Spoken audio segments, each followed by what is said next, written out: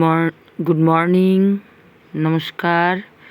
আমার সকল বন্ধুকে অপরাজিতা ব্লগে স্বাগত। আমি আজকে একটা ছোট্ট ব্লগ নিয়ে এসেছি। এখান থেকে আমার ব্লগটা শুরু হলো। গতকাল ননদের বাড়িতে অনেকক্ষণ সময় ছিলাম, তখন একটা ছোট্ট ব্লগ করেছিলাম, ভিডিও করেছিলাম।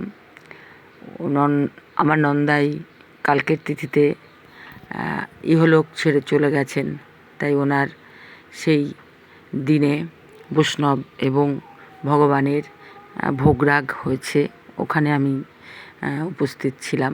তাই কিছুক্ষণ, তাই একটা ছোট্ট ব্লগ তোমাদের জন্য বন্ধু ক্যামেরাবন্দি করেছি। ভালো লাগলে অবশ্যই লাইক কমেন্ট করো, আর নতুন বন্ধুদের বলবো সাবস্ক্রাইব করলে বেল আইকনটা অবশ্যই প্রেস করে রাখবেন। আর আমার ননদ বৈষ্ণব সেবা এবং পাঠ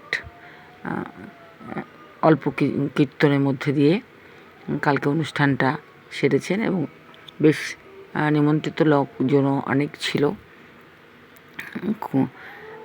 খুব ভালোভাবে অনুষ্ঠানটা করেছে, এবং সব নিরামিষ রান্নাবান্না অপূর্ব হয়েছিল। বৈষ্ণবরাই সব করেছেন, এমনকি পরিবেশন পর্যন্ত ওনারা করেছিলেন। খুব ভালো লেগেছে অনুষ্ঠানটা, সত্যি খুব ভালো হয়েছিল। তা আমার সেই ননদের হাজব্যান্ড নন্দাই, আমার অ্যাকচুয়ালি আমি ননদকে ফুলটুসি ডাকি, তাই ফুলটুসির হাজব্যান্ড আমার সাথে ভীষণ ভালো সম্পর্ক ওদের ছিল এবং আছেও, দারুণ বন্ধুত্বের সম্পর্ক। তাই তোমাদের সাথে এই ভোগরাগ শেয়ার করলাম।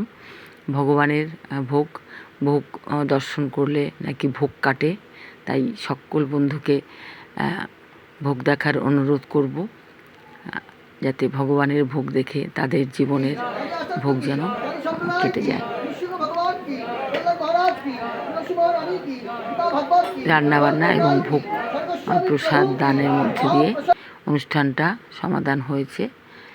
আর লোকজন মোটামুটি ভালোই ছিল, আত্মীয় স্বজন, পাড়া প্রতিবেশী সকলে আমরা খুব এনজয় করেছি, আনন্দের মধ্যে দিয়ে কালকের দিনটা কাটিয়েছি। কারণ এই ধরনের অনুষ্ঠান তো সবসময় পাওয়া যায় না। বৈষ্ণব বাড়িতে আসা, পুণ্যার্জন করা, তারপরেই আসেন। ইচ্ছে করলেই তো আনা যায় না, তাই না? সত্যি বৈষ্ণব বাড়িতে যখন আসেন না, তখন অনেক পুণ্য।